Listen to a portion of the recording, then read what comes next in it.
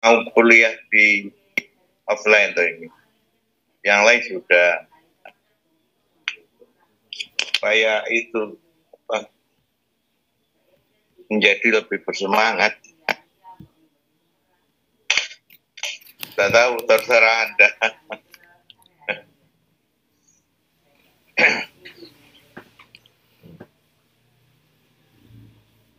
Mungkin dibahas lah. Berapa orang tadi? Sebaiknya ya, Pak. Okay. Karena ada bagian yang hilang kalau dengan daring. Bisa dekat dengan perpustakaan, semangatnya beda lah. Ini semester berapa ya? Semester 2, Bapak. Oh iya, sudah kehilangan dan sudah senang dengan model begini. Khawatirnya nanti kayak es telune UT gitu. Ya, cobalah dirunding dan kawan-kawan. Ya, momennya nanti hilang kan, tinggal ini minggu ke 9 lagi. 11, 5 kali lagi. Taruhlah 8 nanti. Supaya menghidupkan itu lagi girohnya dari bahasa seperti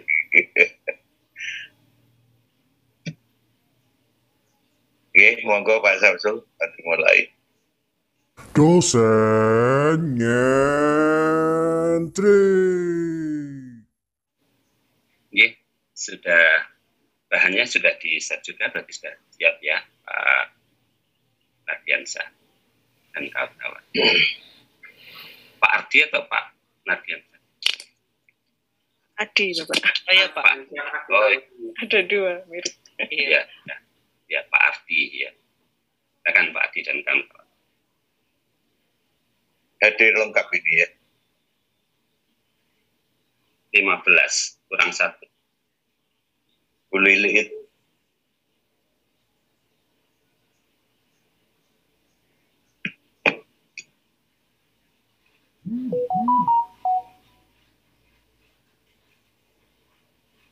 Ya, monggo.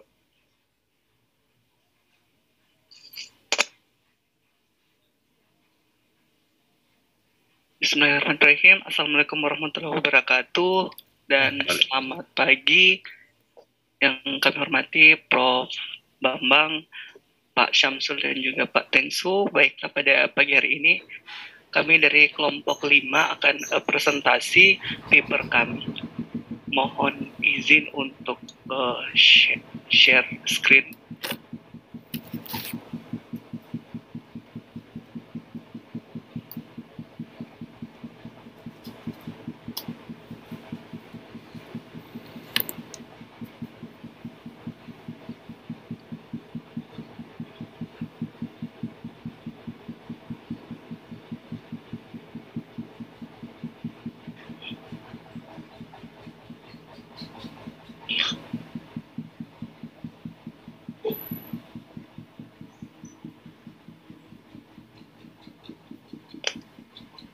Baiklah, apa sudah terlihat di layar Bapak Ibu?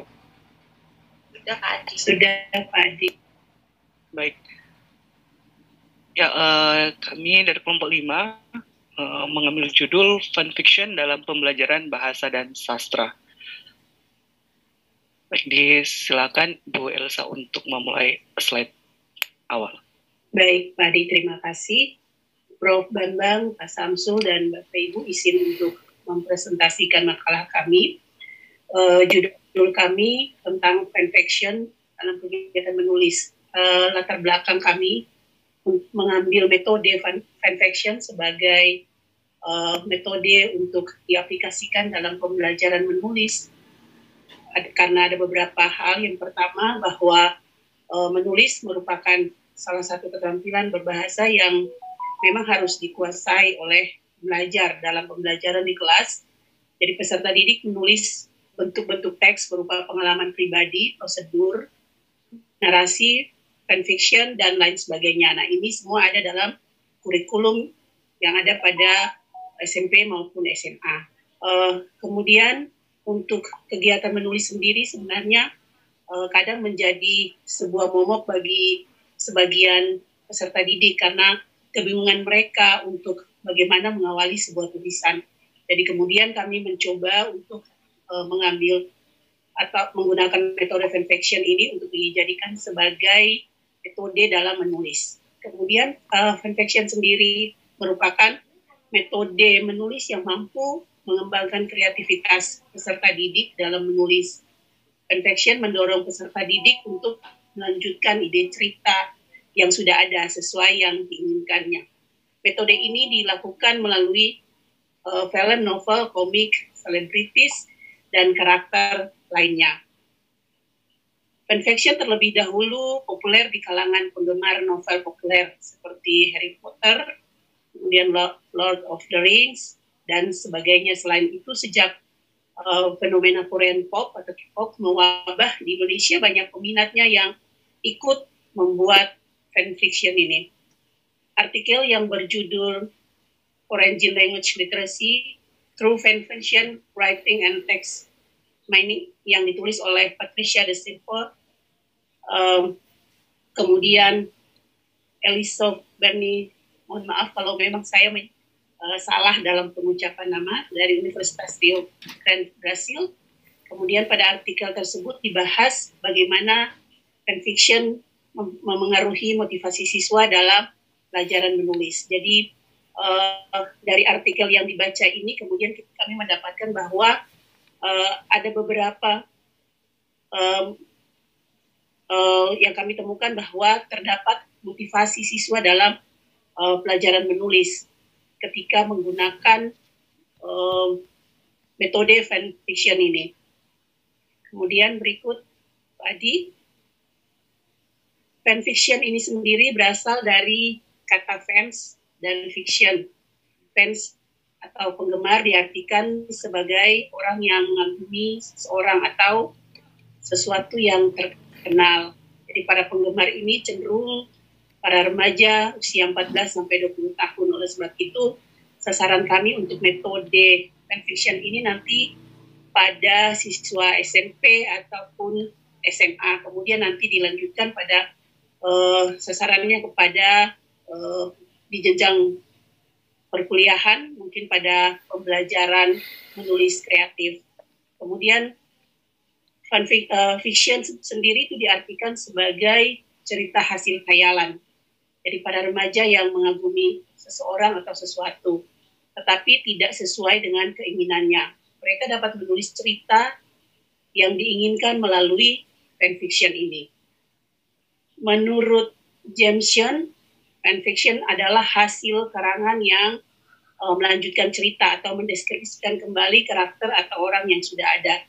Penulis fanfiction adalah para penggemar buku, novel, program televisi, komik, dan film yang merasa jalan cerita, tokoh, dan latarnya kurang sesuai harapannya.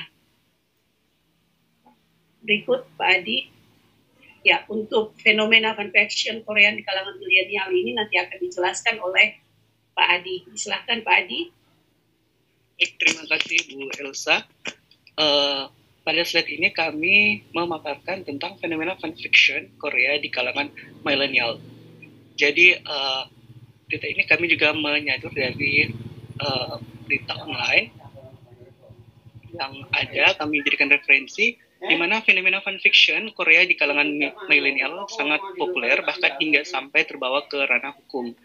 Melalui berita yang disadur dari Gensindo, banyak fanfiction K-pop atau Korean pop berkonten seksual. Netizen Korea kemudian mengirimkan petisi ke presiden di negaranya karena hal tersebut. Melalui berita tersebut, netizen Korea beramai-ramai membuat Blue House National Petition untuk membuat karya fanfiction dengan konten seksual yang melibatkan idola laki-laki sebagai sebuah tindakan kriminal. Blue House National Petition adalah saluran komunikasi publik yang dibuat oleh Presiden Korea Selatan Moon Jae-in untuk menampung ekspresi masyarakat.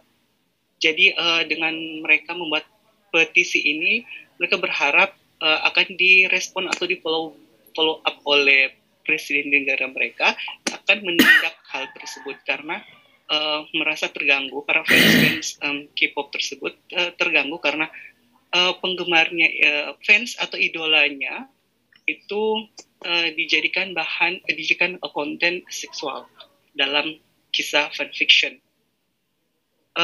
Seperti contoh mungkin di sini ada genre-genre yang ada terkait dengan fanfiction itu sendiri di kalangan milenial. Di situ ada action atau adventure. Sebenarnya ada beberapa genre, tetapi kami menulis di PPT ini sebagian saja. Kalau di paper tertulis lebih lengkap. Jadi kalau yang action itu fanfiction yang berisi kisah petualangan tokohnya dengan kemungkinan adegan perkelahian atau pertempuran. Kemudian alternate universe itu situasi yang berbeda dengan yang dibangun dalam canonnya kehidupan sebenarnya, cerita aksi aslinya. Ini dicontohkan salah satu mungkin idola Korea, ada EXO fanfiction, jadi ada grup EXO itu dijadikan bahan fanfiction, bahan cerita dari fans tersebut. Kemudian ada angst, ada bromance. Kalau bromance ini lebih ke fanfiction di mana tokoh laki-laki menunjukkan sifat kasih sayang kepada tokoh laki-laki lainnya, bromance. Kemudian brothership tentang kayak hubungan kakak beradik seperti itu. Kemudian komedi humor, ada cross gender itu fanfiction dengan tokoh berubah gender dari karakter aslinya. Misalnya karakter cowok tapi di fanfiction dia sebagai cewek, sebagai perempuan, seperti itu. Kemudian ada genre drama, kemudian family atau keluarga. Kemudian ada juga yang kami menemukan di situ ada genre tentang Yao Shonen Ai dan Yuri Shoujo Ai. Ini mungkin inspired atau terinspirasi dari manga dari Jepang, kemudian diadopsi oleh Korea itu sendiri, di mana untuk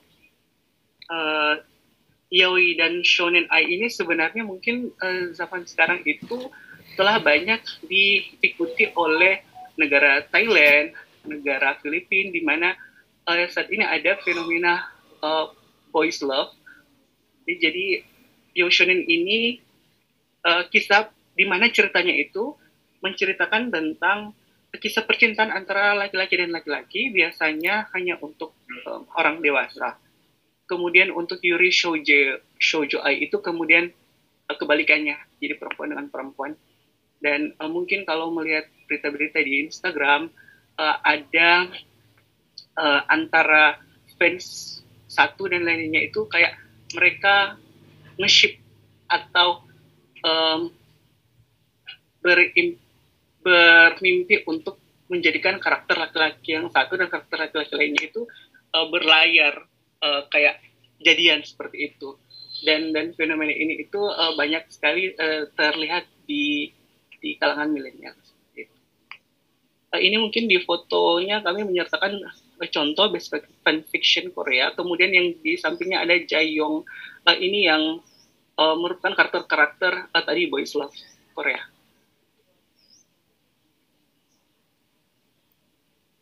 Selanjutnya kami masuk pada pembelajaran menulis dengan fanfiction itu sendiri. Ada beberapa poin. Yang pertama, berdasarkan sebuah studi tentang fanfiction telah mengungkapkan bahwa fanfiction berhasil digunakan para pembelajar remaja yang dalam menulis karangan bahasa Inggris. Ya, jadi memang di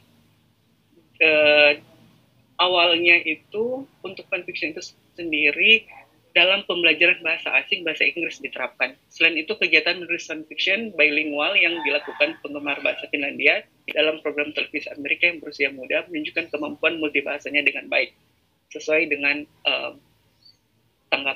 pandangan dari Lepenen dalam Historik 2015. Kemudian, kegiatan menulis fanfiction adalah sebuah latihan bereksperimen dan mengeksplorasi kreativitas menulis para pembelajar bahasa. para penulis mampu mengembangkan gaya penulisan dan genre fan fiction itu sendiri. Jadi memang dikembangkan sendiri tulisan tersebut oleh si penulis itu. Kemudian dalam pembelajaran di kelas, guru mengenalkan berbagai ragam teks seperti bentuk surat, kemudian narasi, dan lain sebagainya. Hal ini bertujuan agar siswa mampu memahami perbedaan-perbedaan teks yang ada berdasarkan penulisannya. Guru dapat mengenalkan fiction kepada siswa agar lebih memahami jenis teks yang saat ini sedang populer di kalangan remaja. Bahkan saat ini banyak komunitas para penulis fanfiction yang beredar dalam dunia maya. Ada beberapa situs-situs yang memang saat ini diakses oleh para penulis fanfiction itu sendiri. Ada juga yang situs di Jepang, Korea, bahkan yang di negara barat, di mana memang saat ini telah menjamur fanfiction itu di kalangan author atau para penulis-penulis muda khususnya, seperti itu. Kemudian implementasi fanfiction dalam pembelajaran bahasa di Eropa, kami menulis bagian ini memberikan contoh bagaimana implementasi fanfiction itu sendiri. Kami mengambil referensi dari salah satu modul yang sebenarnya modul ini merupakan proyek yang dilakukan atau didanai funded by Erasmus Plus di negara-negara Eropa, dari Uni Eropa seperti itu. Jadi contohnya di sini untuk learning outcomes-nya atau hasil belajar melalui modul ini, siswa akan dapat menentukan fiksi penggemar, kemudian dapat menyebutkan berbagai jenis fiksi penggemar populer, kemudian dapat menulis fiksi penggemar populer tersebut, mengeksplorasi sudut pandang atau point of view, kemudian dapat menulis fiksi penggemar berbasis dari cerita asli berdasarkan teks populer. Dan di situ kemudian untuk kelompok sasaran dari modul ini adalah guru dan calon guru bahasa yang nantinya akan mengajar di middle school atau di SMP.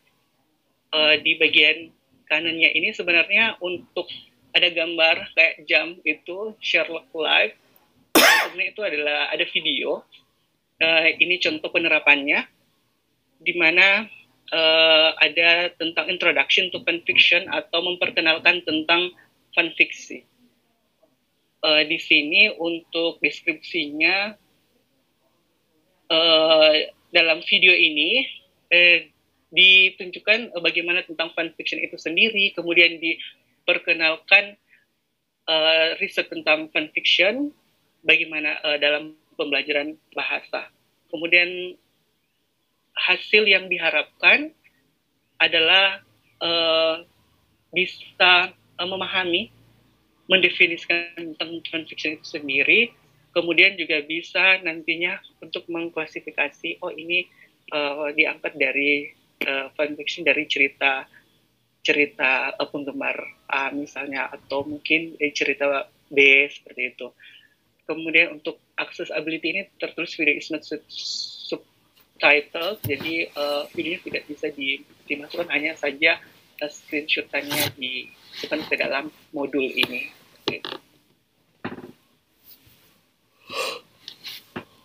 Kemudian ini masih contoh implementasi fanfiction dalam pembelajaran bahasa di Korea, bahasa Inggris. Instruksi di kiri adalah instruksi untuk guru, sedangkan di kanannya itu ada instruksi untuk siswa. Di mana contoh untuk instruksi guru, jadi sebelum para siswa itu menonton video yang tadi, guru itu diharapkan untuk bertanya bagaimana, seberapa banyak siswa-siswa tersebut mengetahui tentang fanfiction. Nah, itu kalau untuk yang di sampel instruction untuk siswanya, nanti sebelum melihat video itu, jadi kayak guru memancing dulu siswa di awal sebelum diputarkan video tersebut tentang fanfiction itu.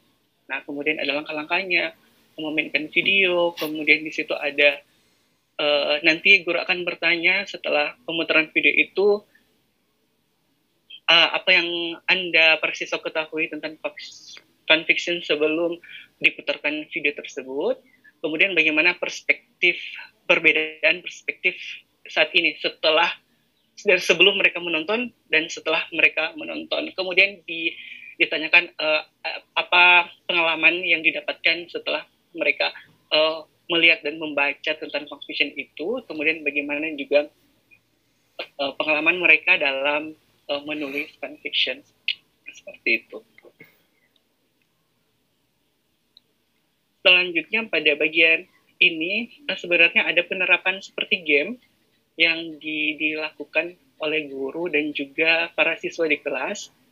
Di sini hanya diberikan gambaran bahwasannya dalam proses pembelajaran ini mereka nanti akan membuat will write original fan fiction that explore an alternate point of view. Jadi mereka nanti akan membuat fan fiksi, kemudian akan mengekspornya dan akan melihat bagaimana sudut pandang dari karakter populer yang ada di dalam teks. Jadi nanti mereka akan bermain.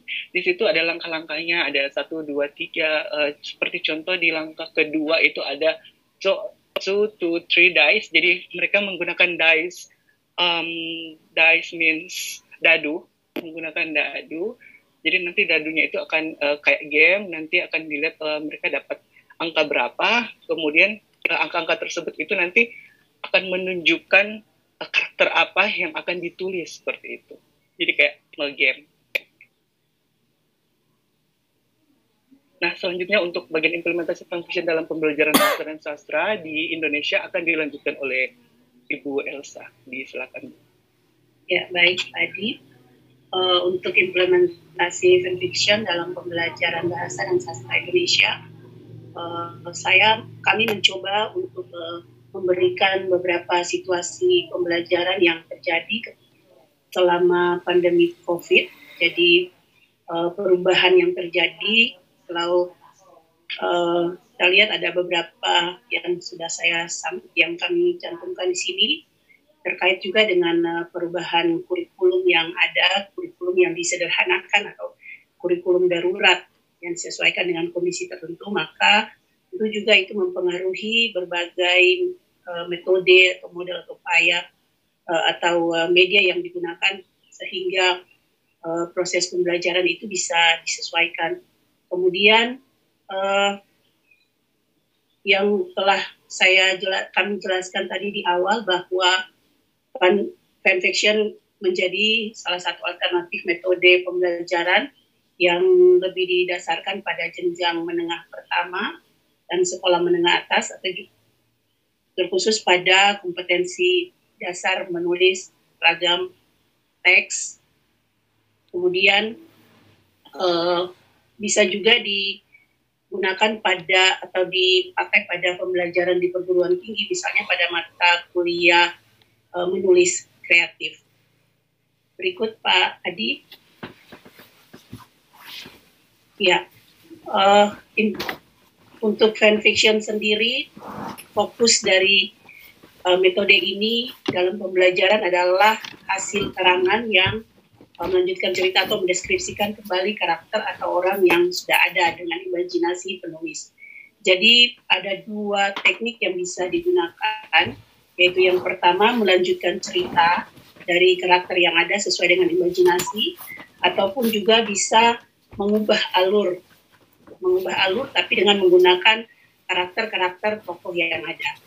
Nah, yang berikut bahwa kesempatan diberikan pada metode ini, kesempatan diberikan seluas-luasnya kepada penulis, dalam hal ini juga termasuk peserta didik, untuk mengungkapkan emosinya melalui karakter-karakter yang ada. Jadi intinya adalah penulis memposisikan dirinya menjadi atau seolah-olah seperti tokoh-tokoh yang ada dalam cerita, untuk melanjutkan cerita atau mungkin juga untuk membuat alur cerita yang baru dengan tokoh karakter yang ada. Beberapa kompetensi peserta didik yang dapat terbentuk ketika metode ini digunakan secara garis besar bisa dikategorikan dalam 3 ranah, yaitu ranah afektif, kognitif, dan psikomotor. Jadi dalam ranah afektif ada beberapa sikap yang bisa ditumbuhkan dan dikembangkan, yaitu sikap jujur, artinya tidak meniru karya orang lain, kemudian kerja keras, kreatif, mandiri, percaya diri, kemudian ada sifat gemar membaca, sikap gemar membaca. Jadi untuk kompetensi afektif yang demikian, sementara untuk kompetensi kognitif yaitu tercipta yakni pemahaman tentang fanfiction. Jadi penulis atau peserta didik mungkin bisa lebih memahami fanfiction lebih mendalam lagi, kemudian menganalisis karakter semakin dipertajam dan mampu untuk menghasilkan sebuah karya fanfiction. Dari segi psikomotor, keterampilan berbahasa dan menulis peserta didik semakin meningkat dan lebih terarah lagi. Berikut, tentu dalam setiap metode atau model pembelajaran pasti ada kelemahan, ada kelebihan dan kelemahannya. Nah, yang bisa kami angkat atau bisa kami bagikan kelebihan dari metode fanfiction ini adalah bahwa dalam fanfiction tidak jarang penulis mencantumkan fakta-fakta kecil tentang tokoh dalam buku atau TV seri yang selama ini mungkin tidak pernah disadari oleh sebagian penggemar. Kedua, bahwa dengan membaca fanfiction ini, pembaca jadi bisa melihat tokoh kesukaannya dengan berbagai sudut pandang dan hal-hal baru tentangnya. Yang ketiga, sama halnya seperti pembaca karya fiksi lainnya, membaca fanfiction juga membuat daya imajinasi pembaca semakin berkembang. Terlebih, membaca fanfiction membuat pembaca lebih mudah untuk memvisualisasikan tokoh atau latar yang dibangun karena sebelumnya pembaca memang pernah mengenal atau melihatnya. Keempat, bahwa media yang digunakan dalam memilih ide cerita untuk dikembangkan dapat dipilih berdasarkan keinginan penulis serta didik. 5, memberikan suasana pembelajaran yang menyenangkan tanpa ada tekanan psikologis karena bobot pembelajaran yang memberikan kebebasan kepada peserta didik dalam mentransferkan emosi melalui karya tulis fiksi. Kemudian yang berikut adalah kelemahan fanfiction. Jadi dari beberapa artikel yang dibaca ditemukan ada beberapa kelemahan. Yang pertama bahwa dilihat dari sudut pandang hukum, pernah dipublikasikan artikel berjudul Tanggungan Penerbit Buku ini pernah dikomersilkan tanpa seizin tokoh yang digunakan dalam buku tersebut karena merupakan pelanggaran hak cipta yang sebagaimana diatur dalam Undang-Undang Hak Cipta. Kemudian dilihat dari sudut pandang pembelajaran bahwa fanfiction ini memiliki kelemahan karena metode ini bersandar pada kreativitas dan kemampuan berbahasa setiap individu dalam menghasilkan karya tulis fiksi sehingga guru harus mengetahui secara spesifik karakteristik peserta didik. Selain itu, alokasi waktu pembelajaran juga harus diperhatikan mengingat proses yang cukup panjang. Kalau tadi kita mendengar yang disampaikan oleh Pak Adi bahwa dimulai dengan, kalau kita membandingkan dengan pembelajaran di Eropa tadi, bahwa dimulai dengan guru harus memperkenalkan dulu fanfiction-nya, kemudian menggunakan media, misalnya menonton video, kemudian meminta pandangan dari siswa, maka itu juga membutuhkan alokasi waktu yang cukup banyak untuk bisa menyelesaikan sampai pada menghasilkan sebuah karya tulis fiksi. Nah, proses ini juga dilakukan secara terbimbing dan perlu pendampingan dalam menuntun penulis memilih genre-genre yang sesuai dengan kebutuhan dan usia penulis serta didik. Ya, demikian yang bisa kami sampaikan. Selanjutnya saya kembalikan ke Pak Adi. Baik, terima kasih Bu Elsa. Ya, itulah tadi presentasi dari kelompok kami terkait dengan fanfiction. Saat ini dipersilakan, mungkin ada masukan, advice, saran dari teman-teman, kita berdiskusi bersama. Dipersilakan mungkin untuk sesi pertama dibuka untuk 3 penanya. Terima kasih.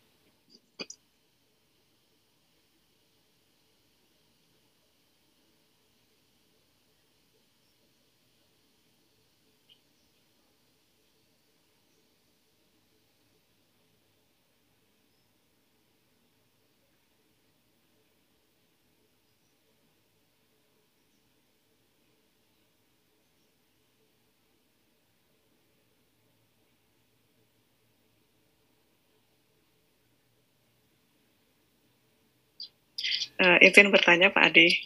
Ya, silakan Mbak Nur ya. Ya. Berhubung ini sebenarnya saya mengharapkan yang sastra-sastra ya, tapi saya mencoba dari penjelasan Pak Adi tadi itu fun fiction itu juga seperti saya kemarin ya ultra learning juga sepertinya baru juga saya dengar.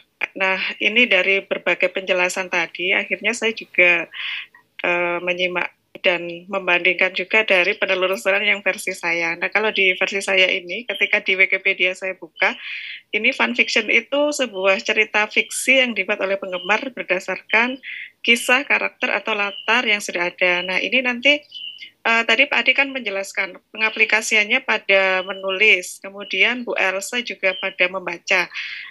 Nah, ini nanti aplikasinya tuh lebih ke apakah fun fiction itu, saya tadi bingungnya itu antara ini menulis cerita fiksi atau sekaligus mungkin menggambar atau bagaimana?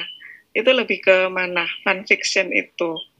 Kemudian ternyata fun fiction itu juga ada bandingannya ya Pak ya. Jadi ada fun fiction atau yang AU atau apa itu yang internasional autentik atau apa.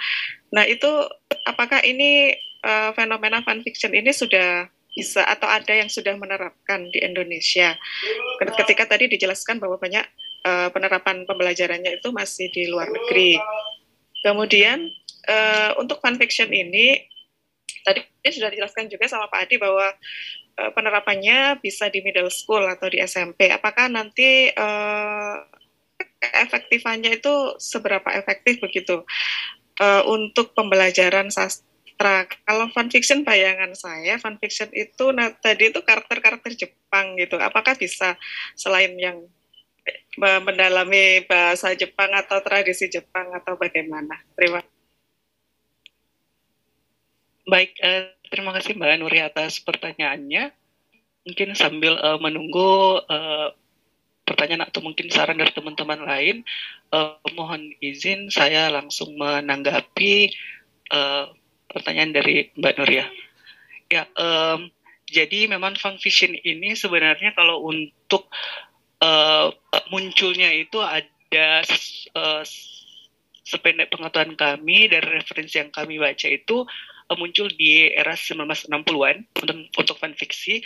Kemudian nanti seiring berkembangnya waktu, kemudian dikembangkan fun fiction itu.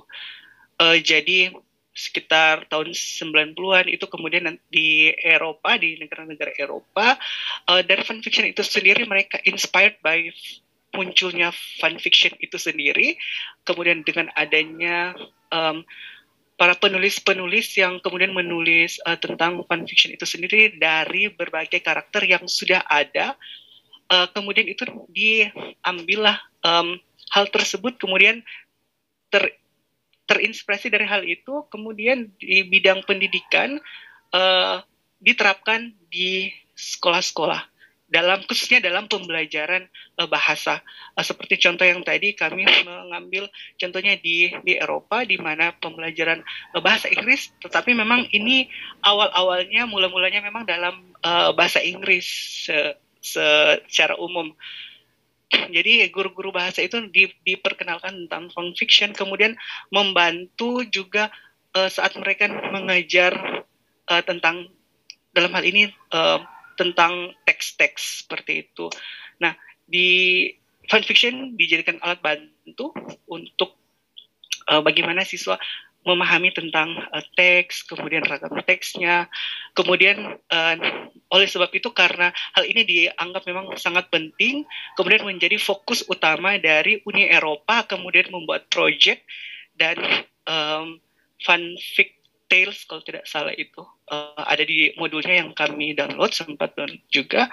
Kemudian mereka membuat modul di mana di dalamnya itu berisikan tentang bagaimana penerapannya di dalam pendidikan, dalam proses di classroom atau di ruang lingkup sekolah. Dalam hal ini untuk middle school atau SMP. Memang awal-awalnya memang ini adalah fiksi penggemar. Jadi ada karya, ada juga kayak cerita Harry Potter kami membaca juga ada cerita Harry Potter yang di cerita Harry Potter dan juga ada yang Twilight juga. Kalau di Twilight itu pernah dituliskan oleh salah seorang penulis fanfiction itu si karakter tokoh utama Edward Cullen itu mereka kayak tidak puas dia jadi dengan si karakter siapa kalau saya lupa Anna atau siapa ya yang Twilight itu saya lupa soalnya yang pasangannya. Nah ini yang penulis fanfiction ini tidak setuju dengan dijadikan kayak nge-ship ya. Tapi mereka lebih setuju di karakter Edward Cullen itu dijadikan berpasangan dengan karakter lain seperti itu. Dan kemudian mereka menulis fanfiction berdasarkan keinginan mereka sebagai fans berat dari Twilight tersebut.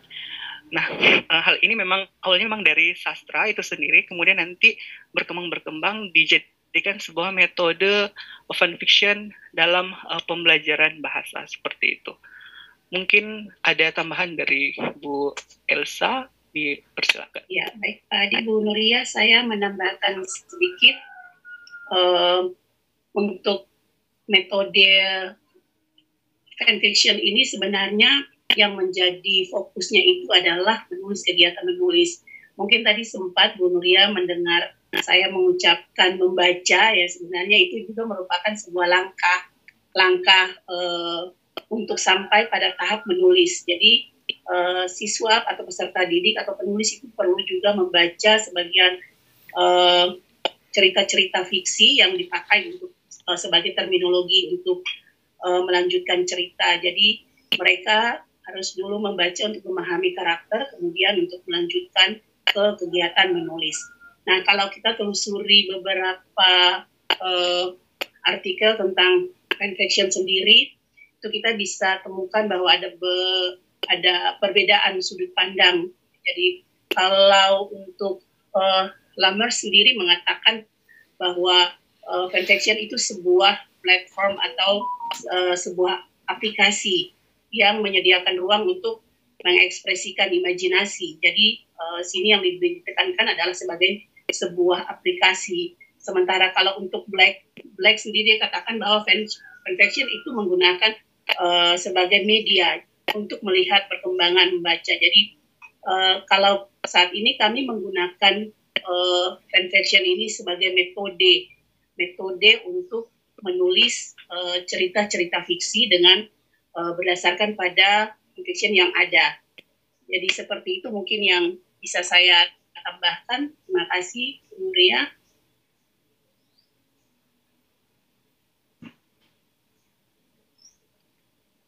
Baik, terima kasih Bu Elsa. Dikembalikan ke Bu Nuria. Mungkin ada tanggapan, silakan. Ya, terima kasih Pak Ade sama Bu Elsa. Mungkin tanggapan saya adalah tadi fanfiksi ini apakah bisa misalnya cerita-cerita fiksi Nusantara ketika strategi atau metode ini fanfiction ini diaplikasikan di Indonesia itu bisa apa tidak? Pertanyaan terakhir.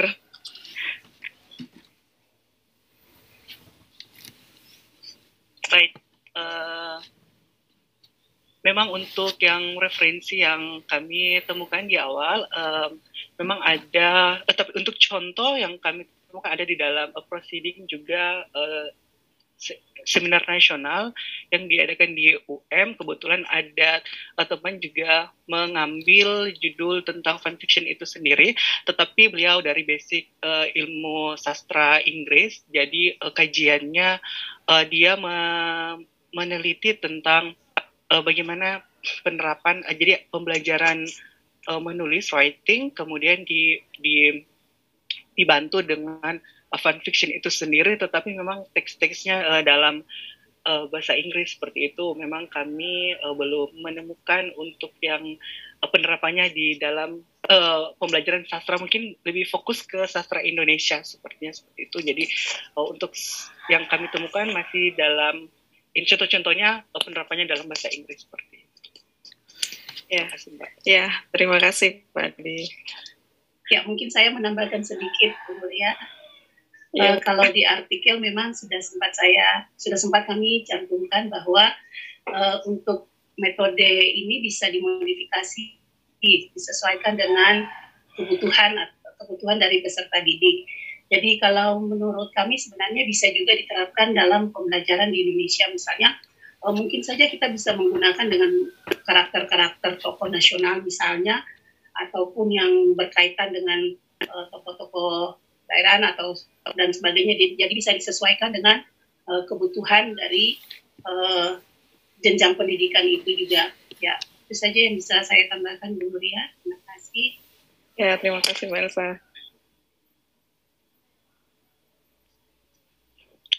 Baik, terima kasih pertanyaan dan tanggapan dari Bu Nurian. Dipersilakan mungkin untuk teman-teman lainnya, sekiranya ada pertanyaan ataupun advice, saran, masukan, silakan.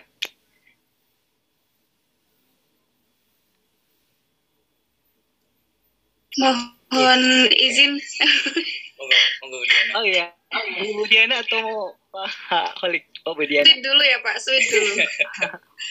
Ladies first. Ladies first. Oke, terima kasih kesempatannya Pak Holik.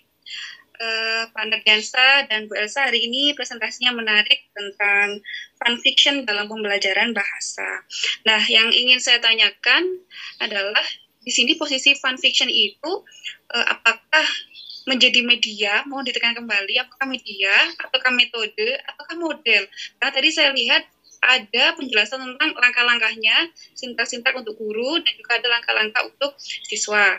Kemudian sama sih sebenarnya saya juga ingin menanyakan bahwa fun fiction ini kalau ada di SMA itu kan ada menulis karya sastra berdasarkan hasil menonton dari film. Nah itu kan ada. Apakah juga semacam itu sama? Ada satu KD di SMA itu di semester 2 di kelas 12 itu menulis karya sastra berdasarkan film seperti itu, novel. Apakah semacam itu? Terima kasih. Baik, terima kasih Bu Diana atas pertanyaannya. Mohon izin mungkin langsung ditanggapi. Mungkin Bu Elsa bisa menanggapi, kemudian nanti akan saya tambahkan. Terima kasih. Ya, baik Pak Adi. Untuk pertanyaan Bu Diana, yang kami tampilkan ini fanfiction sebagai metode. Jadi di dalam metode itu juga ada media-media yang seperti yang sudah kami sampaikan. Jadi ada media film dan media cetak dan yang lainnya. Jadi yang lebih kami fokuskan itu adalah kalau yang tadi disampaikan oleh Bu Diana terkait dengan dalam kurikulum itu bahwa ada menulis novel, menulis sastra yaitu Bu Diana. Namun yang ingin kami tekankan ada perbedaan antara fanfiction dengan yang ada dalam kurikulum itu adalah ini kami lebih menekankan kepada karakter tokoh. Mungkin kalau untuk kurikulum yang ada itu diberikan kebebasan bagi siswa untuk menentukan tokoh sendiri atau karakter sendiri, tapi kalau untuk fanfiction ini karakternya sudah ada, tinggal bagaimana kita peserta didik tinggal untuk mengembangkan atau membuat alur yang baru atau mungkin melanjutkan permasalahan yang ada dalam fanfiction itu untuk dijadikan menjadi sebuah karya yang baru. Jadi dia melanjutkan karya yang ada yang asli itu ke dalam versi yang baru itu mungkin yang menjadi fokus dari fanfiction ini. Demikian dari saya, Bu Diana. Baik, terima kasih Bu Elsa. Saya menambahkan sedikit tadi terkait dengan pertanyaannya Bu Diana yang memang menarik tadi ya. Mungkin ada di SMA, ada KD kompetensi dasar tentang menulis, kemudian menulis karya sastra, kemudian diangkat dari misalnya tontonan film. Jadi tadi sudah ditanggapi juga oleh Bu Elsa dan memang saya setuju ya tadi sesuai tanggapan dari Bu Elsa, di mana mungkin kalau dia memang masuk ke dalam fun fiction itu sendiri, contohnya mungkin ada pembahasan, misalnya mereka akan membuat teks seperti itu, kemudian fun fiction-nya itu misalnya diangkat dari cerita seperti contoh mungkin di RCTI ya ada Aldebaran, kemudian pasangannya, mohon maaf saya lupa pasangannya Mbak siapa ya itu ya. Mungkin ada teman-teman yang tahu. Jadi ya, jadi Mas Al itu dengan pasangannya itu, tetapi di dalam fanfiction yang akan dibuat oleh siswa itu sendiri tidak menuliskan Mas Aldebaran itu dengan pasangan yang diceritakan di dalam sinetron tersebut. Mungkin mereka lebih memilih mungkin tidak cocok dengan tokoh yang misalnya Mbak siapa gitu. Nah, saya mungkin lebih cocok izin untuk memberikan contoh. Andini ya, ini Mas Ardi. Andini, Amanda Manopo ya, Amanda Manopo. Mungkin ada kalau dia dibuat dalam fanfiction, jadi tidak setuju dengan Aldebaran tersebut dengan Andini, tetapi mereka lebih ingin misalnya Mas Al dengan dengan tokoh lain, misalnya tokoh perempuan lain di dalam sinetron tersebut. Kemudian nanti mereka akan menyusun cerita tersebut berdasarkan imajinasi mereka. Mereka mungkin akan menulis bertemu di sini, kemudian mereka menikah, kemudian, nah itu jadi ada pergeseran dari yang cerita sebenarnya, kemudian mereka dengan imajinasi sendiri menciptakan jalan cerita baru seperti itu. Oleh sebab itu makanya kelemahannya kami mendapati bahwa sering terjadi di ranah hukum ya. Jadi ada penulis atau pencipta film misalnya yang sebenarnya yang originalnya itu kemudian nanti protes kepada si penulis fanfiction karena menganggap karyanya itu sudah di-copy dan sudah berbeda seperti itu. Mungkin itu tambahan dari saya. Terima kasih. Bagaimana tanggapan dari Bu Dia? Ya, terima kasih. Jadi penekanannya memang pada karakter ya. Berarti kalau dikaitkan dengan mahasiswa S1, mungkin ini terkait sekali dengan proses mata kuliah pementasan dan penyutradaraan ya Pak Fatoni, karena kan di situ banyak teman-teman yang menyusun naskah drama, begitu ada yang mereka membuat naskah drama baru berdasarkan naskah-naskah sebelumnya, begitu bisa seperti itu mungkin. Terima kasih. Baik, terima kasih Bu Diana atas pertanyaannya. Mungkin masih ada dari teman-teman lain, dipersilakan. Tadi ada sepertinya ya. Oke, Mas Adi dan Bu Elsa tidak mengajukan pertanyaan, tapi kadang berbagi atau menanggapi tadi seperti yang dicuatkan oleh Bu Nuria ya. Teman-teman sastra seharusnya yang berbicara gitu ya. Jadi baik, itu terkait itu memang fenomena kalau di dalam sastra Indonesia ini terkait dengan fanfiction itu sebenarnya sudah mulai hangat sejak tahun 2011.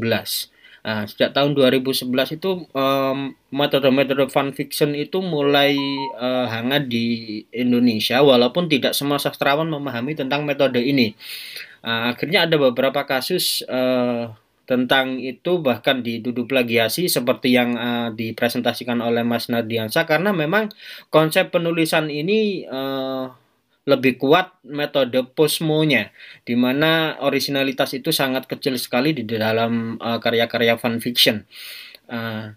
Kemudian banyak yang merespon metode itu, banyak yang mempelajari, sehingga fanfiction ini akhirnya di sastra Indonesia menemukan marwahnya sendiri, di mana seperti yang direspon oleh Yudi Herwibowo itu tahun 2015 menulis tentang tokoh nasional, yakni tentang Polisi Hugeng, yang diterbitkan menjadi sebuah novel. Fenomena seperti ini akhirnya terus ada respon-respon dari sastrawan kita, karena memang secara akademik tidak banyak yang membicarakan tentang bagaimana sih fanfiction khas Indonesia, fanfiction secara internasional seperti apa, itu kurang begitu banyak dibincangkan. Dan tentunya kalau kekinian ini menarik seperti yang terus ditulis oleh Mas Ardi tentang Kampung Pentigraf, ini adalah gerakan yang mungkin akan menguatkan salah satu genre sastra baru ya di Indonesia. Kalau fanfiction dulu memang benar-benar lemah, benar-benar tidak ada kekuatan secara akademik. Tapi akhirnya Profesor Sapardi Djoko Damono juga menulis, tetapi meresponnya melalui cerita-cerita rakyat. Kemudian juga Sujiwo Tejo mengangkat cerita-cerita wayang seperti halnya Sapardi. Kemudian beberapa sastrawan-sastrawan yang lain juga ikut merespon, tetapi dengan mengangkat lokalitas. Jadi semacam itu. Jadi pada pergeseran-pergeseran makna di situ. Jadi mungkin itu saja yang perlu saya tambahkan ya. Saya tidak mengajukan sebuah pertanyaan. Terima kasih untuk Bu Elsa dan Mbak Nuriyah ya, karena mencolek gitu ya. Terima kasih. Dan juga Mas Adi atas waktunya. Baik, thank you for sharing Mas Fatoni. Sangat bermanfaat sekali tadi sharing dari Mas Fatoni ya terkait dengan fanfiction di sastra Indonesia seperti itu.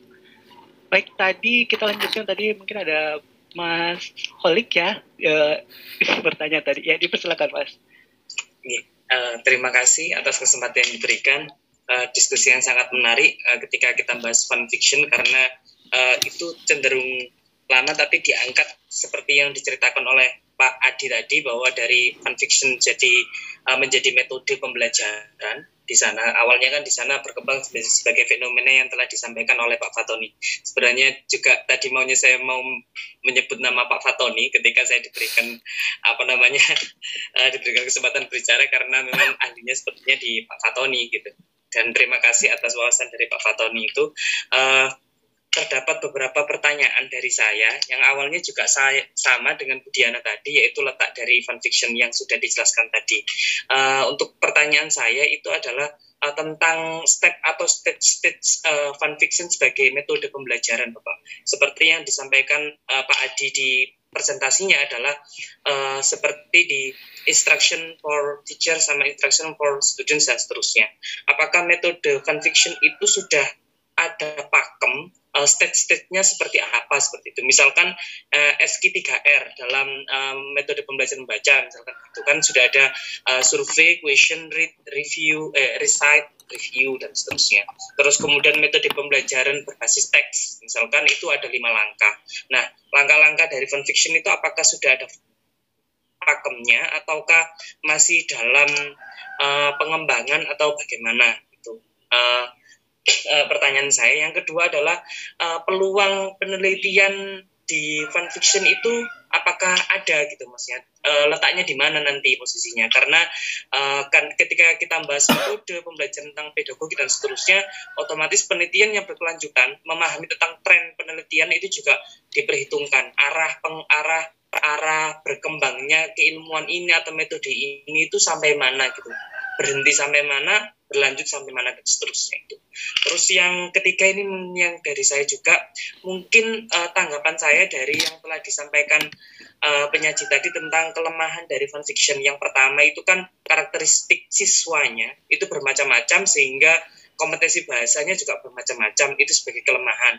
Kok menurut saya, nanti mungkin tanggapan dari presentator gitu, itu sebagai kelebihan ya, karena penguasaan atau tingkat bahasa yang beragam itu yang mendukung kreativitas dalam penulisan. Terus kemudian fokus dari pembelajaran bahasa juga tidak pada kompetensi saja, tetapi pada komunikasi bahasanya. Jadi bahasa komunikasinya, bukan lagi ke gramatikalnya dan seterusnya, tapi bahasa komunikasinya bagaimana. Setiap orang punya cenderung masing-masing, sehingga itu pasti beragam. Nah, guru hanya nanti memberikan pakem-pakem atau standar-standar yang ada dan seterusnya itu. Kok menurut saya keberagaman dari level atau tingkat bahasa yang di siswa itu menjadi kelebihan gitu dalam fanfiction. Kenapa? Karena fanfiction yang dimaksudkan adalah untuk memacu kreativitas. Kalau kreativitas kan keberagaman juga sangat perlu. Menurut saya sih seperti itu. Mohon tanggapannya. Terima kasih. Assalamualaikum warahmatullahi wabarakatuh. Waalaikumsalam warahmatullahi wabarakatuh. Terima kasih atas pertanyaan dan juga pertanyaan dari Mas Holik. Baik, mungkin bisa langsung ditanggapi. Yang pertama mungkin dari Ibu Elsa. Dipersilakan Bu Elsa untuk menanggapi. Iya, baik Pak Adi. Untuk pertanyaan Pak Holik, saya mencoba untuk menjawab terkait dengan langkah-langkah dalam fanfiction ini sendiri. Sepemahaman kami, atas pengetahuan kami, memang kalau untuk implementasi ke pembelajaran bahasa dan sastra memang masih dalam proses pengembangan. Jadi belum ada penetapan yang khusus untuk langkah-langkah dari metode fanfiction ini. Namun mungkin bisa kita mengambil dari pembelajaran di Eropa yang tadi sudah disampaikan oleh Pak Adi tadi. Kita mungkin bisa mengambilnya sebagai rujukan atau terminologi untuk nanti dikembangkan lagi atau kemudian nanti diimplementasikan ke dalam pembelajaran bahasa dan sastra Indonesia. Kemudian mengenai pelemahan yang kami cantumkan dalam PowerPoint kami terkait dengan keragaman atau kemampuan berbahasa siswa yang berbeda. Karena begini, kami berpikir bahwa hasil yang nanti dicapai itu adalah berupa produk.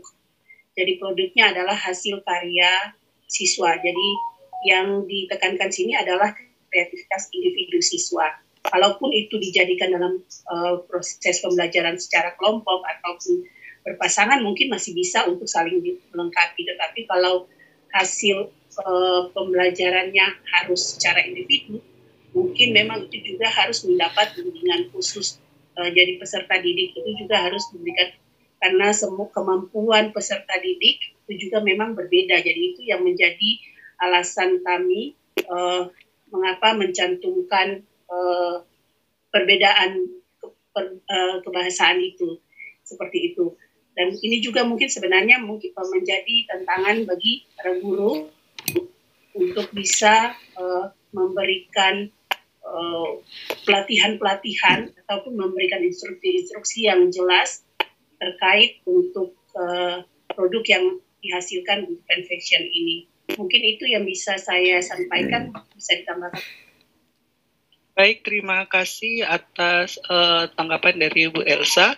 Mungkin saya akan menambahkan pada bagian yang tadi pertanyaan tentang peluang penelitian fanfiction itu, arah perkembangannya ya memang kami juga setuju bahwa fanfiction ini memang masih dikembangkan sampai saat ini, karena pembelajaran bahasa apalagi mungkin dalam pembelajaran itu terkait dengan bagaimana mengajarkan bahasa, baik bahasa asing ataupun bahasa Indonesia itu sendiri. Contohnya untuk perkembangan ke depan nantinya, beberapa referensi atau penelitian sebelumnya yang relevan itu bisa dijadikan acuan kepada kita untuk melihat gaps, mana hal-hal yang belum diteliti oleh peneliti bidang bahasa, khususnya yang fokus kepada fanfiction itu, kita bisa melihat gaps di situ dan bisa terinspirasi dari hal tersebut. Kita bisa kaitkan juga dengan riset yang akan kita lakukan seperti itu. Mungkin untuk pembelajaran bahasa, karena ada berbagai jenis bahasa asing, mungkin bahasa Inggris, bahasa Jepang, mungkin untuk bisa juga, saya juga berpikir bahwa mungkin ke depan bisa juga fanfiction ini dilakukan riset oleh mahasiswa pendidikan bahasa Jepang, karena ada juga mata kuliah sakubun atau karangan, menjadi membuat karangan. Jadi mereka mungkin bisa mengembangkan kreativitas mereka, critical thinking mereka, mengangkat cerita-cerita, karena kayak tadi kan itu ada shonen ai yang berkaitan dengan genre-genre yang diambil dari Jepang itu sendiri, kemudian nanti bisa dikaitkan dengan penelitian khususnya untuk fanfiction seperti itu. Itu tambahan dari saya, dikembalikan kepada Mas Holik. Oke, terima kasih atas tanggapannya dan jawabannya. Baik, terima kasih Mas Holik. Mungkin jika masih ada teman-teman mungkin ada pertanyaan, kalau tidak mungkin kita bisa memberikan waktu kepada para dosen untuk memberikan masukan.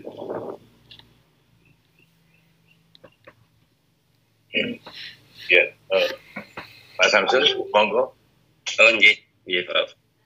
Ini juga ada Pak Tengsu nih. Ya, nanti Pak Tengsu belakang. Iya, yang jauh terima kasih Prof. Prof. Bambang, Pak Tengsu, teman-teman, terutama tim yang menyajikan topik ini, ada Pak Nadiansa, Bu Elsa, Pak Ardi ya. Topik ini menurut saya menarik. Menariknya paling tidak karena berangkat dari sastra, kemudian kalau kita kembangkan nanti saya kira bisa ke pembelajaran membaca menulis. Jadi awalnya memang kelihatannya dari sastra, tetapi ini bisa dikembangkan kepada membaca menulis pada umumnya.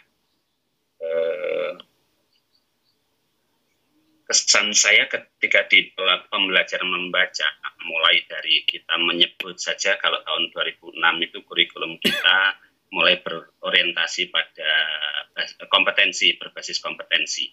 Tapi dalam praktiknya sampai sekarang itu masih sangat mekanis pembelajaran membaca menulis.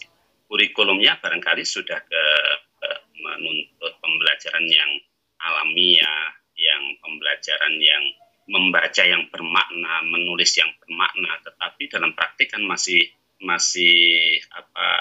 bergantung, terpotong-potong mekanis, bergantung dari instruksi dari guru, dari pengajar. Gitu.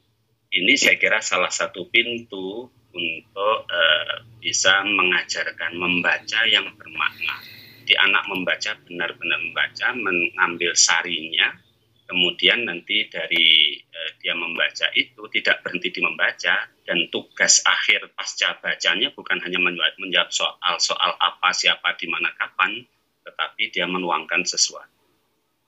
Ini tadi saya ketika awal presentasi Anda, saya mencari kok ada mirip ya yang pernah saya baca. Pak Hernowo pernah menulis buku ini, seandainya buku sepotong pizza. Ini saya kira ini tahun berapa ini? Ini sudah agak lama, seandainya 2003, tahun 2003, dan di dalamnya apa yang banyak diungkapkan tadi saya kira ada yang relevan.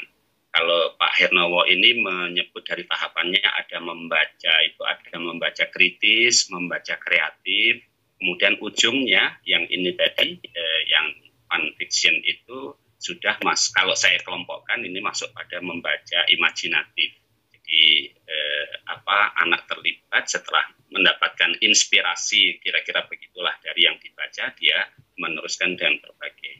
Dicontohkan di buku ini untuk tahun 2003 loh ya. Tahun-tahun itu kan belum lazim guru bahasa Indonesia terus mengajak muridnya menonton film, barangkali belum melembaga lah, kalau ada mungkin baru 1-2 orang. Tapi ini sudah dari film itu ceritanya apa, kamu ubah ke dalam cerpen, kamu beri komentar, ini kan membaca yang bermakna dan menulis yang bermakna. Saya kira di situ itu kelebihan dari ini. Dan dengan kurikulum yang sekarang sedikit yang saya pahami, ini kan diberikan keluasan. Kalau pada kurikulum 2013 kemarin keluasannya berada pada 1 semester, kalau sekarang malah 3 tahun. Ini kalau saya tidak salah tangkap ya. Selama 3 tahun itu materi apa dulu yang mau diajarkan oleh sekolah itu diberi kebebasan, asalkan pada saat selama 3 tahun nanti topik materi ini, CP ini yang harus dikuasai oleh jenjang SMP, jenjang SMA. Tadi Bu Elsa menyebut bahwa ini cocok untuk remaja misalnya. Jadi ini mungkin menjadi salah satu pintu untuk masuk pada pembelajaran yang dikehendaki oleh kurikulum 2000, kurikulum Merdeka.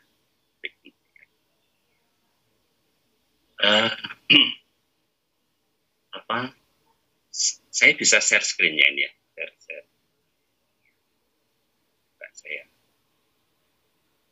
Saya mencari tautannya kesulitan, tetapi mungkin ini bisa membantu. Ini ada terbaca ya, terlihat ya? Iya, terlihat Pak. Ini anak kelas 3 SMP ini ya. Anak kelas 3 SMP pada saat masa-masa pandemi kemarin dia banyak waktu luang, kemudian dia menemukan ada Wattpad. Ya, ada Wattpad, saya kira kita sudah tahu. Kemudian dia menulis di Wattpad itu iseng saja. Di antara sekian genre tulisan dia memilih tulisan. dia menulis. Ketika dia menulis itu dia rancang ada berapa 45 episode gitu ya, satu episode 11.000 kata. Kemudian begitu selesai ternyata itu bisa dari sekitar 7.000 itu bisa berada pada ranking 1 anak SMP kita tahun lalu, tahun 2000 berapa itu 19 ya, 19. Kemudian yang ditulis itu apa? Yang ditulis ternyata tentang Pak ini nanti verifikasinya Pak Tensu ini, NCT Pak Tensu ya, Korea. Jadi namanya tokoh-tokoh Korea, tetapi isinya settingnya Indonesia, karakternya karakter Indonesia. Mungkin ini termasuk bagian yang disebutkan tadi, ini bisa berkategori menerapkan pembelajaran ini barangkali. Jadi tokohnya saja dia karena kagum pada remaja ya kelas 3 SMP suka pada tokoh-tokoh itu, tetapi dia berinisiatif untuk masukkan ceritanya, cerita, settingnya kota-kotanya kalau nggak salah ya kota-kota di Korea sana juga, tetapi dialognya, karakternya ini sudah menjadi Indonesia. Hanya saja saya sedang mencari tautan di Wattpad-nya kok tidak berhasil. Ini sekarang apakah masih bertahan di urutan berapa? Pernah menjadi urutan pertama dari sekian ribu pembaca itu. Kemudian problemnya menurut saya ini kan bagus. Tetapi kalau kita menyebut ini pedagogi untuk pengembangan dilembagakan di sekolah, pertanyaannya kan diformalkan. Tadi Pak Kholik menyebut kalau di model pembelajaran kan Bu Nuria jadi juga apakah metode, model atau apa. Mungkin pertanyaan itu memang bisa jadi penting, tapi bisa juga menjadi kurang penting. Maksud saya menjadi kurang penting jangan sampai misalnya pengalaman kami di PPG. Ketika kami di PPG mengenalkan ada metode A, ada saintifik, ada metode ini. Guru merasa sudah cukup ketika dia sudah mengikuti sintak itu. Jadi kalau ada 4 sintak, ada 5 sintak, ada 5 tahapan, guru sudah merasa cukup. Saya sudah bisa mengajar sesuai dengan sintak itu. Padahal kan itu baru tujuan antara. Tujuan akhirnya kan ya anak bisa mendapat dari yang dibaca, mendapatkan makna dari yang dibaca, anak bisa menulis pasca dia membaca. Tujuan akhirnya kan begitu.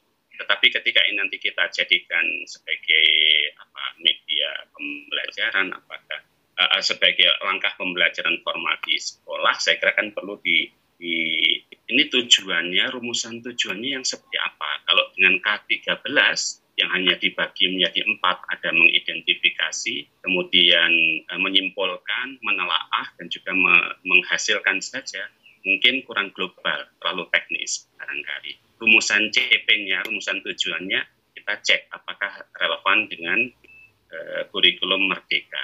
Dugaan saya lebih relevan. Kemudian bahan ajarnya yang seperti apa, gurunya kan perlu kerja juga. Saya kira ini tidak cukup asal comot, tapi didesain betul yang relevan, topik yang relevan ini, lagu judulnya apa, filmnya judulnya apa, kemudian novelnya, bukunya apa, terus kalau ada buku biografi apa, kalau ada buku sains apa, itu kan desainnya perlu kerja keras juga saya kira Pak guru dan juga memberi peluang juga tautan-tautan yang anak bisa melacak sendiri, karena di era sekarang saya kira nggak cukup kalau bahan ajar itu semua yang disediakan oleh guru menjadi terbatas sekali. Kemudian desain pembelajarannya, terutama pada instruksi guru, saya kira itu menjadi perlulah yang supaya tidak mekanis. Satu sisi memberi kebebasan kepada anak untuk melakukan sesuatu, tetapi di sisi lain targetnya jelas. Pembelajaran menjadi santai tadi, tidak ada tekanan yang dituliskan tadi di slide tadi. Kemudian di buku ini Pak Hernawa ini ada dia mengutip dari siapa itu Mary di revolusi pembelajaran percepatan atau apa revolution learning atau apa itu tempatkan PR sebagai PR yang sesungguhnya. Jadi PR itu memang ya harus dikerjakan anak di rumah, di luar jam pelajaran, dalam keadaan nyaman, bukan dalam tekanan. Ada anak yang menyelesaikan PR itu cukup dengan waktu 2 pekan, tapi ada yang harus 1 bulan, misalnya semacam itu. Nah, mengidentifikasi yang semacam ini kan juga menyiapkan guru yang semacam ini kan tidak gampang juga. Maunya guru kan nanti jangan-jangan diburu target harus begini. Terus yang terakhir, termasuk di samping instruksi yang perlu dipelajari oleh guru adalah fleksibilitas tadi. Yang terakhir adalah memaknai pembelajaran berorientasi ke proses dan berorientasi ke produk. Selama ini kan kesannya pembelajaran berorientasi ke proses dan berorientasi ke produk itu 2 hal yang harus dipertentangkan. Ini saya kira kita sudah mulai bahwa keduanya itu bisa blended barangkali proses dan produk itu. Tadi Mbak Elsa, Bu Elsa juga menyebut bahwa ini hasilnya adalah tulisan. Tapi kan bukan berarti pokoknya harus ada tulisan di hari ini, di tanggal ini, tidak. Tapi tulisan yang bermakna, yang memang dia merasa puas, merasa sudah final dengan tulisan. Jadi proses dan produk itu perlu definisi lagi lah, supaya produknya tidak mekanis, pokoknya ada produk. Sementara prosesnya tidak asal sudah mengikuti sintaks-sintaks seperti yang kami sampaikan. Saya kira di situ ini jembatan yang bagus, salah satu jembatan yang bagus untuk pembelajaran menguatkan literasi, pembelajaran membaca menulis lewat pintu kurikulum merdeka kalau pesan saya. Saya kira itu, terima kasih, saya kembalikan. Oke, Pak Samsul. Sekarang saya jelas sebentar nanti Pak Pengsul. Pertama saya akan melihat ini yang menarik memang, ini menarik, ada ini dengan nama lain mungkin ini bersinggungan dengan yang sudah pernah ada, tapi tidak apa-apa. Dari istilah dulu, fan atau fans banyak, itu kan penggemar. Nampaknya ini mengirim pada penggemar. Nah, ketika dalam tanda petik, ketika itu diterapkan di kelas kan ada unsur pemaksaan bahwa mereka itu sebenarnya penggemar, seolah-olah penggemar. Ini yang tapi sebagai cara strategi mengajar, metode mengajar, oke saja, merangsangkan. Tapi dari istilah aslinya itu memang mengumpulkan para penggemar untuk ini kan, mati.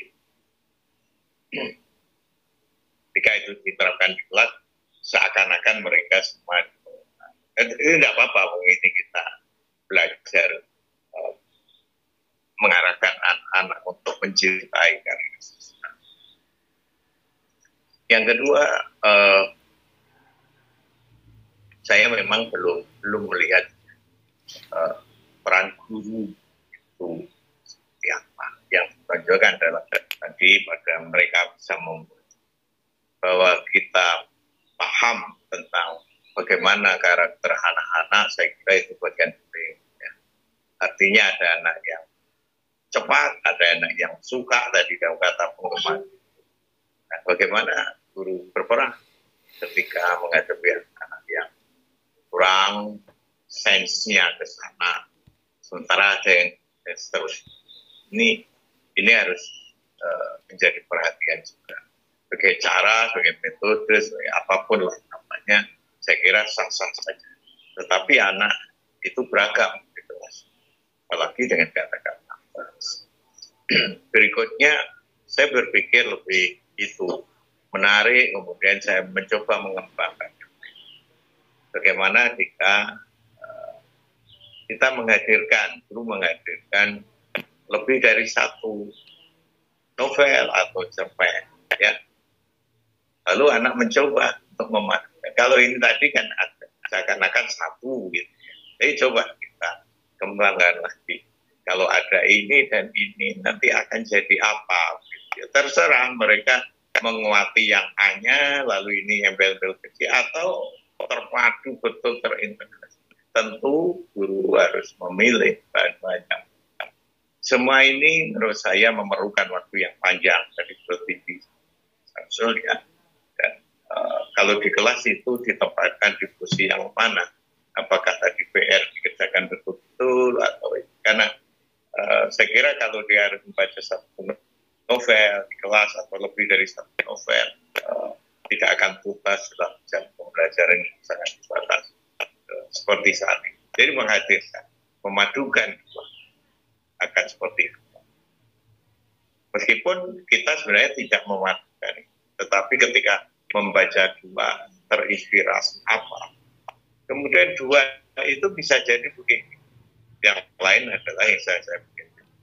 Ini ada novel, mungkin tadi sudah nyerempet-nyerempet yang bahasa atau cerpen, kemudian coba kawinkan dengan pengalaman pribadi.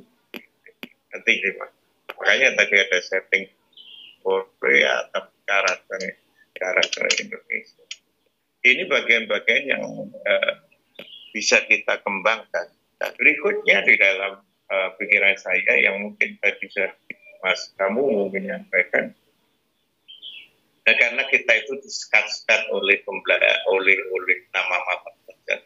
Ada pelajaran bahasa Inggris, ada bahasa Indonesia, ada itu.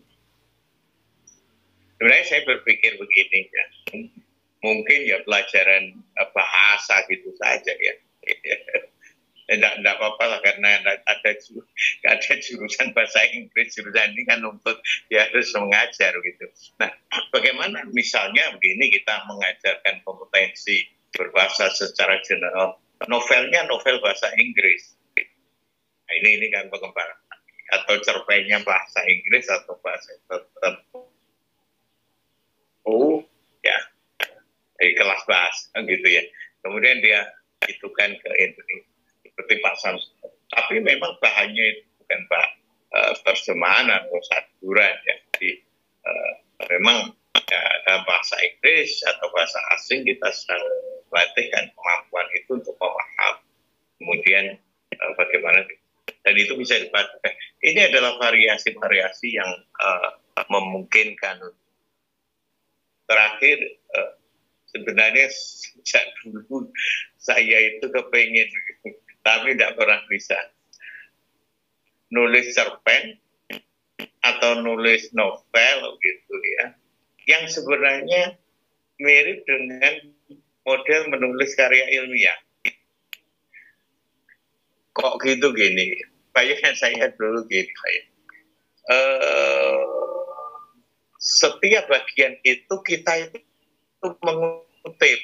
Sejak dulu saya itu pengen punya gitu ya. Jadi misalnya paragraf 1-2 itu mengutip dari novel atau dari cerpen atau dari apa. Nanti berikutnya dia menyambungkan. Jadi ini kan isi alurnya harus itu dan sebagainya. Itu ngutip lagi. Mungkin ada yang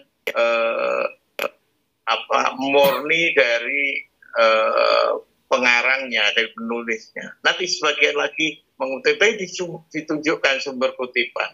Mungkin ada dua macam, ada kutipan yang persis, ada kutipan yang sebenarnya idenya saja, atau kutipan langsung. Bisa enggak ini? Saya bayangan saya bisa kalau kita, tapi tidak pernah terwujud. Nah ini sudah puluhan tahun saya punya. Kalau ada yang bisa nulis, mungkin nanti bisa jadi sandera tertentu. Jadi kalau dia cerpen begitu, ya saya hanya melihat potongan-potongan begitu ya. Oh ini dikutip dari ini, lalu disambungkan dengan itu, kutip dari ini. Ini kutip sumbernya tunjukkan. Ada bagian yang harus kita sambungkan dengan bahasa kita sendiri. Tapi alur dan itu gagasan bisa muncul. Sama saja dengan kita bekerja karya ilmiah punya gagasan. Gagasan ini sebenarnya bisa diambil dari buku ini, yang ini dari ini. Tapi ini yang diambil itu adalah karya sastra, karya fiksi. Oke, ini saja yang saya ingin mengembangkan dari. Terima kasih. Pak Tensu barangkali saya. Monggo waktu kita sampai beberapa saya. Monggo Pak Tensu. Baik, terima kasih Prof. Bambang, Pak Sodik, dan kawan-kawan yang hadir pada pagi hari ini. sebetulnya apa yang dikemukakan Prof. Bambang tentang ide membuat fiksi berdasarkan sumber referensi. Sudah ya ini? Ini sudah pernah ada ya? Bukan, itu masuk akal karena fiksi itu kan, fiction itu kan artinya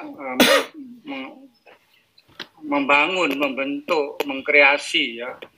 Karena membangun, membentuk, mengkreasi, maka fiksi itu mau tak mau harus berangkat dari fakta.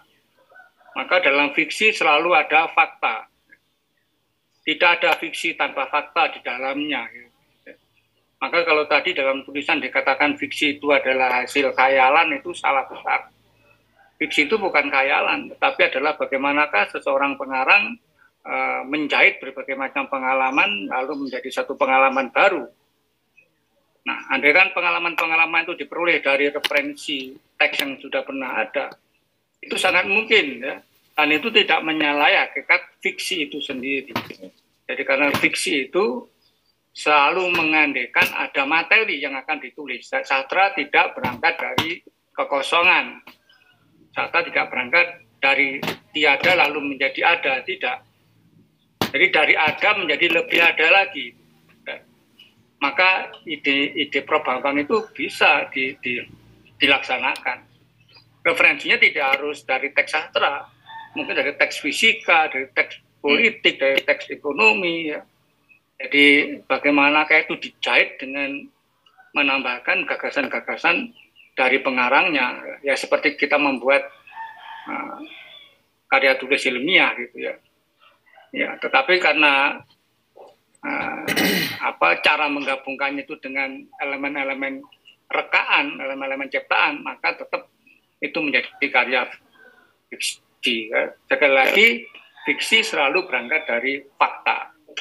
Fakta itu bisa dari yang dilihat, dibaca, diamati, kan gitu, didengar, gitu kan. Nah, jadi mungkin Pak Bambang bisa ya. Tinggal nawaitunya ada nggak? ya biar mahasiswa ini mau mencoba. Nawaitunya ada, tinggal istiqomahnya. Ya, apa? Setia. Biar itu. Nah, saya kira itu kan sama ini. Ya. Lalu saya akan fokus pada fun fiction tadi ya. Jadi fun fiction. Nah, sebetulnya saya belum membaca judul yang konkret dalam artikel yang dibuat oleh penyaji hari ini, karena hanya fun fiction dalam pembelajaran bahasa dan sastra Indonesia. Nggak jelas itu mau kedudukannya di mana, itu tidak terlihat secara konkret di dalam judul itu tidak menggambarkan seperti apa. Karena sebetulnya fun fiction tidak terdapat dalam pembelajaran bahasa, kan tidak terdapat di situ. Jadi Anda mengatakan fun fiction dalam pembelajaran. Nah, jadi itu yang belum jelas kalau di judulnya. Lalu fun fiction itu ada dua kata kunci yang penting, yaitu fun dan fiction. Fan and fiction. Fan itu penggemar ya. Fiction adalah karya sastra, karya yang ditulis berdasarkan imajinasi, karya yang ditulis berdasarkan kreasi, pengembangan fakta oleh seorang pengarang, itu fiksi ya. Nah, sehingga sebetulnya fan fiction ini lebih bicara tentang materi yang akan dikembangkan apa. Nah, materi yang dikembangkan apa? Materinya adalah tokoh peristiwa yang digemari oleh penulis. Jadi dengan kata lain, penulis harus merupakan penggemar dari tokoh, dari itu kata kuncinya dulu itu. Nah, itu yang pertama. Lalu yang kedua, kata kunci kedua dalam pengembangan fan fiction itu adalah bagaimana jika. Ya. Bagaimana jika Siti Nurbaya menolak cinta, misalnya gitu. Nah, itu yang akan dikembangkan oleh penulis. Bagaimanakah jika gitu.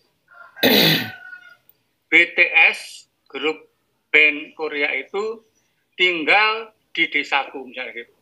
Nah, itu akan dikembangkan jadi sebuah fiksi. Gitu. Jadi kata kunci bagaimanakah jika itu yang harus diminta dilakukan oleh anak-anak untuk membayangkan bagaimanakah jika Gus Dur tidak menjadi Presiden RI misalnya. Nah, dikembangkan menjadi fiksi gitu. Bagaimanakah jika misalnya saja, nah, sehingga tidak ada istilah melanjutkan itu. Kalau melanjutkan kan susah. Ya. Bukan melanjutkan dari teks yang ada, tapi bagaimanakah jika Siti Nurbaya tidak meninggal di dalam novel Siti Nurbaya itu, tidak meninggal. Bagaimana kalau tidak meninggal? Atau bagaimanakah jika Siti Nurbaya hidup di masa milenial sekarang? Nah, jadi itu. Jadi kata kunci bagaimanakah jika itu penting banget ya di dalam pembelajaran fanfiction. Nah, jadi mereka mengambil materi apa? Dari orang-orang yang digemari, peristiwa-peristiwa yang digemari. Jadi bukan sembarang peristiwa, kalau nggak gemar akan susah. Gitu. Jadi bagaimanakah jika Kus plus, ya. Misalnya bagaimanakah jika Kus plus, misalnya kalau dia penggemar Kus plus ya, bagaimanakah jika Kus plus hidup di masa digital misalnya. Nah ini menarik dari cerita nanti. Jadi karena memang format-format digital berbeda dengan format masa dulu. Kehidupan masa sekarang berbeda dengan masa yang dulu ketika Kus Plus masih berjaya misalnya gitu. Nah, jadi kata kunci itu harus dipegang kalau untuk pembelajaran. Jadi itu. Nah, itu yang tadi belum begitu tampak ya. Karena memang pemahaman tentang flash fiction, fan fictionnya ini yang kurang. Dengan memahami fanfiction seperti itu, memang pembelajaran di kelas bisa jadi. Tapi dalam konteks apa? Misalnya dalam konteks satu, penulisan kreatif, penulisan karya sastra, itu yang saya maksudkan dalam judul artikel itu harus jelas. Ya. Fanfiction dalam pembelajaran penulisan cerita pendek dalam gitu. Nah, fanfiction itu macam-macam. Bisa hanya 3 paragraf, bisa 2 episode, bisa macam-macam. Kalau Anda baca jenisnya itu banyak sekali. Nah, tetapi intinya memang mereka menuliskan imajinasi perihal tokoh peristiwa yang digemari gitu. Itu aja sebenarnya kata kuncinya di situ. Jadi itu. Nah, dari situlah kita bisa membayangkan mau seperti apa pembelajaran di kelas gitu. Nah, mengapa menggunakan fan? Karena asumsinya ketika mereka senang pada tokoh, maka mereka akan lebih mudah menuliskan apa yang akan ditulis menjadi cerita itu. Itu asumsinya seperti itu.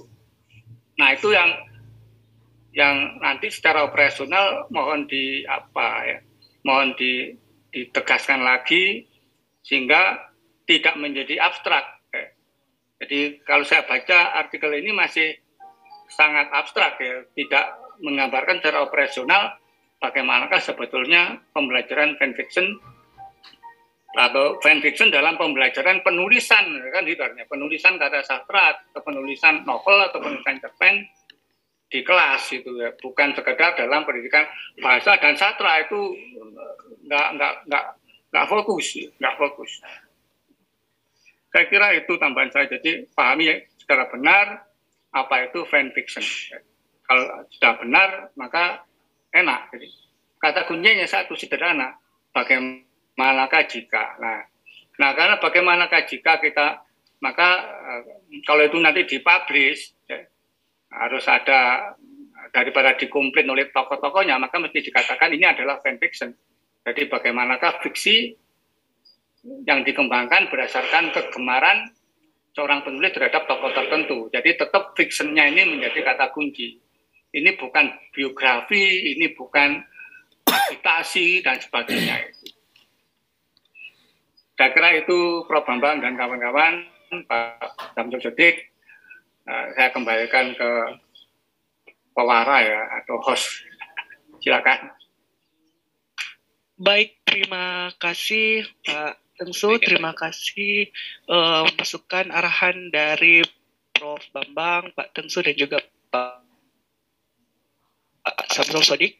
Sebelum menutup presentasi kami memberikan beberapa highlights sebagai closing statement bahwasanya memang dalam penerapannya nanti fanfiction di dalam pembelajaran di kelas itu memang membutuhkan learning material yang cukup, kemudian dalam membuat fiksi itu sendiri berangkat dari fakta. Jadi fiksi sebenarnya bukan khayalan, tetapi berdasarkan dari pengalaman dari penulis. Terima kasih para dosen dan juga teman-teman sekalian atas pertanyaan, masukan, dan arahannya. Terima kasih, itu dari kami. Assalamualaikum warahmatullahi wabarakatuh. Mohon maaf ya, layar saya bermasalah, nggak bisa buka layar. Oke, saya kira cukup kita akhiri kawan-kawan kita untuk kegiatan yang lain ya. Terima kasih semuanya ya. Kita akhiri saja. Assalamualaikum warahmatullahi wabarakatuh. Waalaikumsalam warahmatullahi wabarakatuh. Terima kasih. Terima kasih penonton. Jangan lupa subscribe.